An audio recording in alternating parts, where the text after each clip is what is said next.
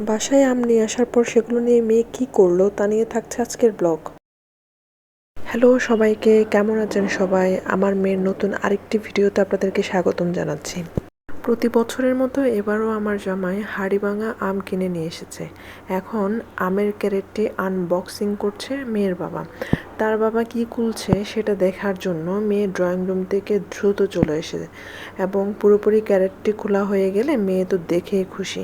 সে এখন ধরে ধরে দেখছে এবং বোঝার চেষ্টা করছে এগুলো কি। তারপর তার বাবা একটা আম তার হাতে ধরিয়ে দিল। এরপর সে এটা নিয়ে বসে যায় ফ্লোরে এবং খেলা করছে আম নিয়ে।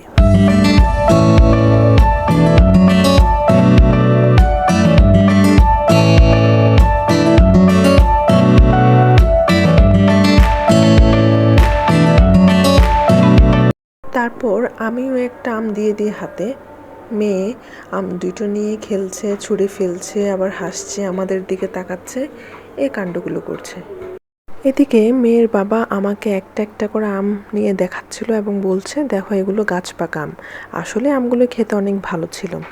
কিছুক্ষণ আমগুলো নিয়ে খেলা করার পর মেয়েকে আমি সরিয়ে নিয়ে আসি এবং তার কাছ থেকে এগুলো সরিয়ে আনাটাই কষ্টসাধ্য ছিল।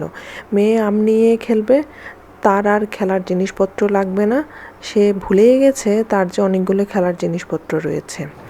এবং মেয়েকে আমগুলোর কাছ থেকে সরিয়ে নিয়ে আসার উদ্দেশ্য হলো, আমগুলোতে বোটাসহ ছিল এবং আমের বোটার কষে টক্সিকোডেনড্রন রোডিক্যান্স, যা বিষ আইবি নামক একটি পদার্থ থাকে এবং এটি জ্বালাতনকারী, যা ত্বকে বা স্কিনে লাগালে ফুসকুড়ি বা ঘা হতে পারে এবং এগুলো অবশ্যই ব্যথাযুক্ত হয়।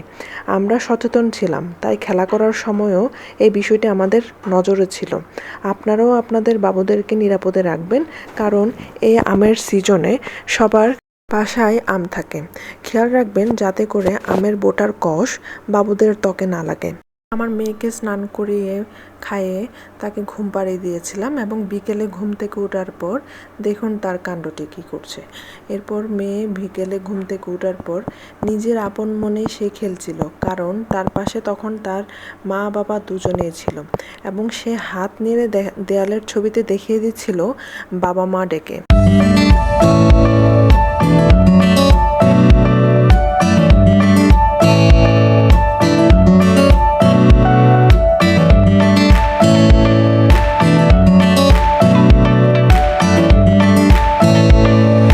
এরপর আমার মেয়েকে নিয়ে আমরা ছাদে গেলাম।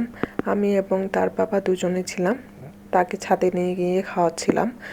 তো আজকে এই পর্যন্ত। ভিডিওটি কেমন লেগেছে জানাবেন। ভিডিওটি দেখার জন্য ধন্যবাদ সবাইকে।